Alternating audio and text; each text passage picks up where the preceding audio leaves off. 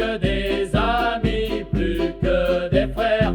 Leur sang et leurs larmes ont coulé dans une seule rivière, alors que les soldats Jin attaquaient le village.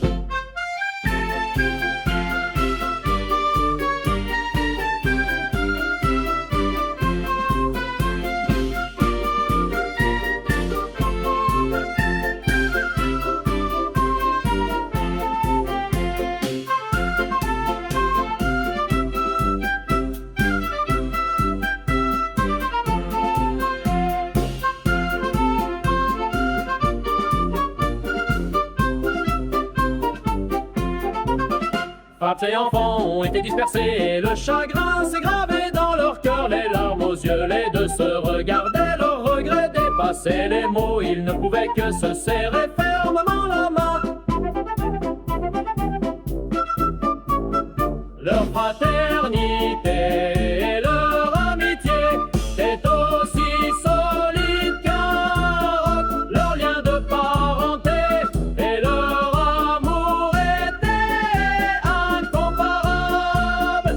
Ils ne craignaient aucun danger et ne reculaient devant aucune épreuve, se protégeant mutuellement jusqu'à leur dernier souffle. Cet amour n'appartenait pas qu'à eux deux, c'était un symbole de courage et de résilience. Peu importe à quel point le destin devenait difficile, cette amitié ne s'effacerait jamais. Cette amitié ne s'effacerait jamais. Cette amitié. Les décisions et les actions qu'ils ont prises l'un pour l'autre étaient des vœux tacites et un amour profond. La vie pouvait les séparer, mais leur lien ne pouvait être brisé. Deux personnes, deux cœurs s'appartenant à jamais. Leur fraternité et leur amitié étaient aussi solides qu'un roc. Leur lien de parenté et leur amour était si solide qu'un roc. Leur lien de parenté et leur amour était incomparable.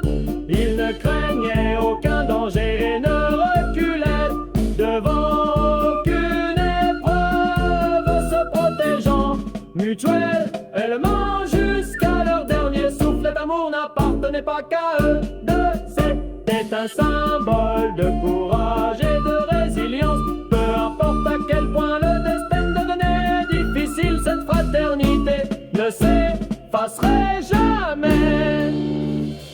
Guo Xiaotian est tombé dans une congère d'hiver, frappé par la flèche d'un soldat Jin. Yang Tiex-san a enterré son ami et a quitté Ox Village. La lune brillante brille toujours sur les montagnes de Shangbei.